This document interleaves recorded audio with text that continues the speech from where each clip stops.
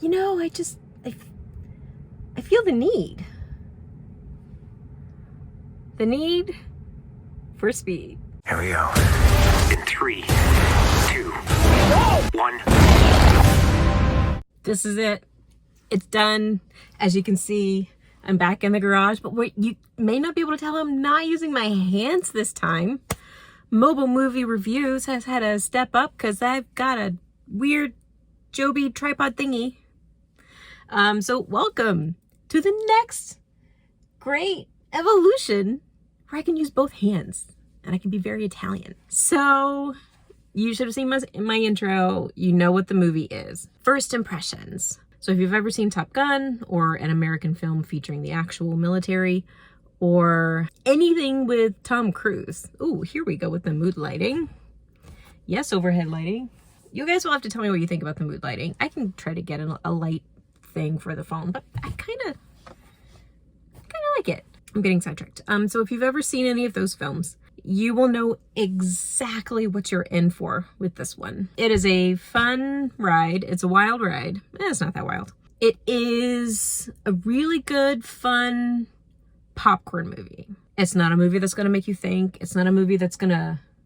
It might move you if you're in the right frame of mind, but it's not going to make you feel alive and like humanity is wonderful and like it's so great. Like it's not that kind of movie. It's a Tom Cruise.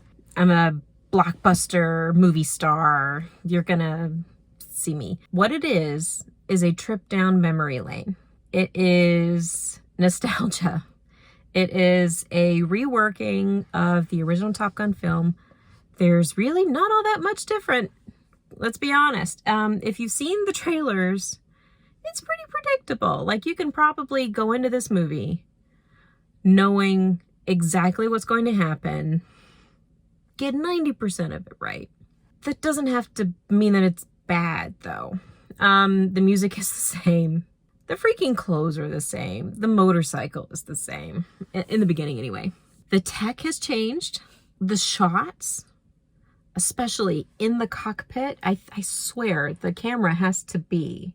And from what I've seen online, the actors who were in the planes had to sort of be their own DP and had to work the camera to film them while they're flying around. So they are doing like at least some of the crazy stuff that's in the film. They're not going to be doing like all of the crazy stuff. They're going to be doing some of the crazy stuff. And there is some crazy stuff. Like there's some really impressive things that they show us with these planes.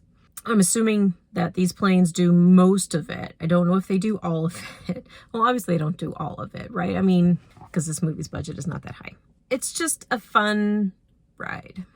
If you don't like nostalgia, if you go to the cinemas to see something new, the new thing is going to be the cinematography, really. I was going to say the new thing could also be the actors, the young Top Gun generation, you know, Miles Teller is in it. He did a really good job, by the way. The actors did a really good job. There's one guy that was a dick, and I just wanted to punch him in the face, and I hated him so much. And he's basically the Iceman. Miles Teller is, I don't know, he's the goose. But they're kind of pitting him against the Iceman as if he's the Maverick. He's not the Maverick, he's the goose. I don't know. There's this weird dynamic, but they're trying to make this other guy into Iceman. He even kind of looks like him and kind of comes off in the same way. If you don't like nostalgia, the new stuff, some of the actors are good. The cinematography is great. That's really about it, honestly. Like the music, the same score. I remember, you're getting a little insight into me. When I was in elementary school, I was in the school choir school chorus. We had to put on a performance. I was 4th grade, maybe 5th grade. And the song that we walked out to is the opening theme song to Top Gun. That would have been 93. And I think that was my first introduction to Top Gun. Like I knew about Top Gun. I hadn't seen it. The first time I saw Top Gun was at my dad's place, which was awkward because he's watching it with me. He's like, "You've never seen Top Gun? Let's watch it." And then the sex scene comes on and I'm like,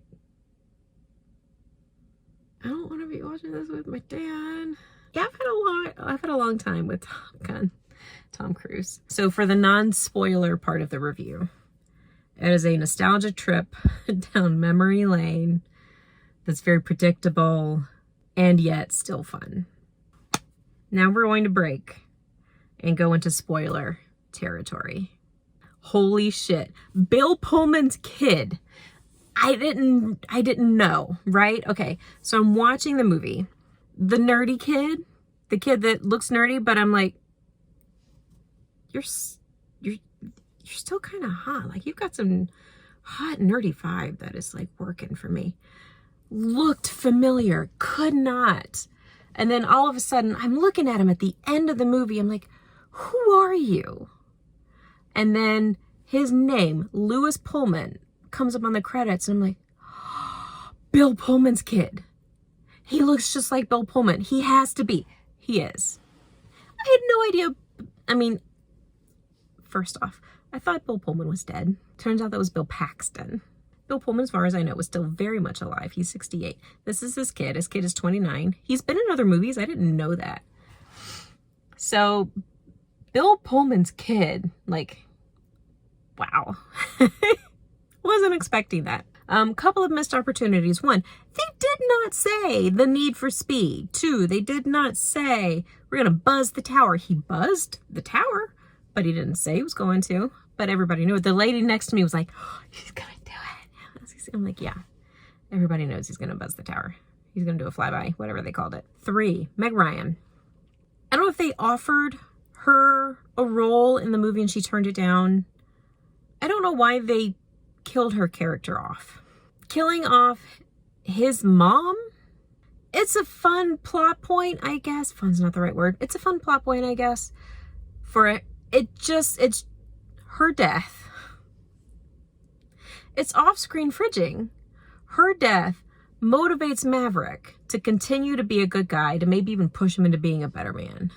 So he chooses not to tell, I was going to say Goose, he chooses not to tell Rooster why he pulled his papers, whatever that means, from the Navy, because she made him promise to do that before she died. Like,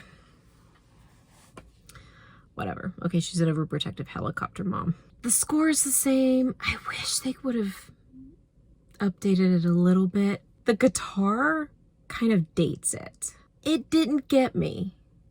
I'm a sap who broke down like a baby at everything everywhere. You get me in the right mood and I will break down at a commercial. And it didn't get me. There was a time where I'm like, oh, that's kind of sad. Even when Maverick's plane crashed, I'm going into the movie thinking somebody's gonna die. Somebody has to die. Or at least get in a plane crash. Is it going to be Goose's kid? No, because they're not going to do that to Maverick. They're not going to make Maverick go through that trauma again. I'm like, if something's going to happen, it's going to be him. And it was. I kind of had a feeling that they were going to have Miles go back when it blacked out. I'm like, I don't understand what's going on. And then the scene where he was almost shot down by the helicopter, that was pretty good.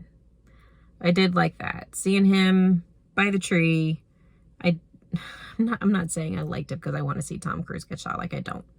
The Scientology thing is weird. Still don't wish the man dead. Sorry, I'm getting a little sidetracked here. And that's kind of the theme, I think, of these mobile movie reviews is how many times can Lauren get sidetracked? Seeing the plane get shot by a hangman at the end. Fun. Knew it was going to happen. They almost got me in the bit where they're flying the F-14 up in the sky and he's like, Goose, I'm sorry. And I'm like, oh, are they going to do it? Are they going to do it? Are they going to be brave? No, they didn't do the daring thing. They saved Maverick. They saved everyone. Everybody came back. Like I said, I don't hate the movie. They played football instead of volleyball. It's the same movie. The one thing that they did do that I actually liked, they tried to weave into the story, the plot line, trauma. And I appreciated that. And Maverick is sort of stuck in this loop. He couldn't let it go. He couldn't let the grief go. Why? I don't know. They don't delve into that. You know, he's not having a deep heart-to-heart with Jennifer Connelly. You barely see her. She's only there to be a love interest. She doesn't play a role. You could cut her out of the story and it wouldn't matter. And it seems like he keeps going back into the Navy and then he gets in trouble and he comes back and he goes back in, he comes in and he gets back. And is he doing that on purpose? Is he subconsciously like getting into trouble just to relive, to not forgive himself, to not move up in life because he feels like he doesn't deserve it? He's in some sort of a loop. He's stuck in a trauma thing.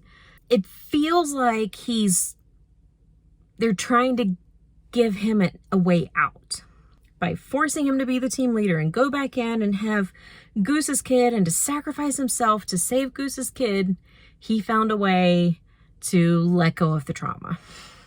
If you can find a way to live with it, to accept it, and to not let it hold you back, that's really what I think Val Kilmer was trying to say. It's time to let go. Don't hold on to it. Don't hold on to grief. Don't hold on to trauma. It can hold on to you. Feel it. Let it go. Don't wallow in it. Don't hold on to it like a lifeline. That I appreciated. That's really good. That is a message that is worth sharing. Also, talking about nostalgia, I think her house is the exact same house that Kelly McGillis lived in. And it's kind of sad that they didn't choose Kelly McGillis. And I know why, because she looks old. She looks 60, 65, 70. Because she is. So they went with Jennifer Connelly, who does not look her age at all. I went to see it at an Alamo Draft House. And in the beginning, they had Val Kilmer, which was really like touching and kind of fun and cute, do the bit where you're supposed to like not talk. That's the thing they do. And they do a lot of like special ones for films at Alamo Draft House. You know, don't talk, don't text during the movie. And they used Val Kilmer for this one. It was kind of fun. I'm sure they probably only got like literally 1 minute of recorded video. And then Tom Cruise came on the screen, and he's thanking everybody for coming back to the movies back to the cinema to see films, to see movies. He looked old. He looked old. The lighting was harsh on him. He had jowls, and I would have to go and look and see when this movie was filmed. I believe it was supposed to come out in 2020. Maybe it was 2021. I think it was 2020. That would put it 2 years ago. There's no way he's aged that much in 2 years. But the Tom Cruise you see in the movie versus the Tom Cruise that you see in the opening, thank you for coming back to the movies bit, there's like a decade. He almost looks like Robert Redford. I'm looking at him and I'm seeing Tom Cruise and Robert Redford. If they had gotten together and had a baby boy that was 60 years old, that's who I was seeing on the screen. And that's not who's in the film. They give him good angles. At one point he's laying in the bed and you can tell he's angled back, and sometimes that can make you look worse, right? It can do some weird things to your face. For him, his skin had gotten loose, so I think by leaning back, it actually pulled it back, and it probably gave him more definition in his jawline. It probably made him look a bit younger. I would not be surprised if they had some sort of stuff tucking, like, or maybe some post-production VFX work to make him look younger. He looked a lot younger in the movie than he actually is in real life. Also, I wish they had gone easier on the hair dye. It was obvious that he was dyeing his hair. Or maybe it was some kind of a wig. I think it was just hair dye, spray on. Like, it looked bad. It looked overdone. A man at his age, add some speckle. Add some, it's not going to be jet black or dark brown, whatever color Tom Cruise's hair is. Like, it's not going to be that. Jennifer Connelly looked great. So glad that she didn't have a whole bunch of work done to her face. She still looks like Jennifer Connelly. She just looks like an older version, which there's nothing wrong with that. Sandra Bullock. There's nothing wrong with that. Looking like an older version of yourself. Overall, I enjoyed the film. There were a few things that I was on the lookout for that I didn't get. I appreciated the trauma through line. All in all, I do like the film. The cinematography is far beyond what they could have done in the original Top Gun. I prefer the original between the two. And I've been seeing rave reviews. Everybody seems to love this movie. It's fun. There wasn't enough change. There wasn't enough character drive for me. It was just Tom Cruise playing Tom Cruise. It's Denzel playing Denzel. Like, they're always kind of playing the same variation on a theme. and there's no change. I like the change. I like to see something different. I like to see people grow. And there was some growth in this film, not enough for me. So out of my hot dog finger rating, it's not 5 hot dog fingers. What would I give this? 3.5 hot dog fingers out of 5. 3.5 hot dog fingers out of 5. It could have been better. The stuff that they did with the planes was crazy. It was just too nostalgic. And I feel like we have to let go of the nostalgia. It's time to move on. We can't go back to what it was. And even if we go back to what it was, it's not the way we remember it. You know, Leave It to Beaver is not how the 50s actually was. That's just what we showed everybody. So the nostalgia we have for things, it's the rose-colored glasses. We have to let it go. It's okay to revisit it once in a while, but if you want to revisit it, go back to the original. So I will see you in the next mobile movie review. Maybe I can get my dad. I'll see if I can get my dad to do a reaction. Maybe I'll tack it on at the end if he'll let me record like his reaction to the movie. If not, you'll just get, I don't know, maybe a clip from maybe a cat video. We'll see. And I'll see you guys in the next one. Bye.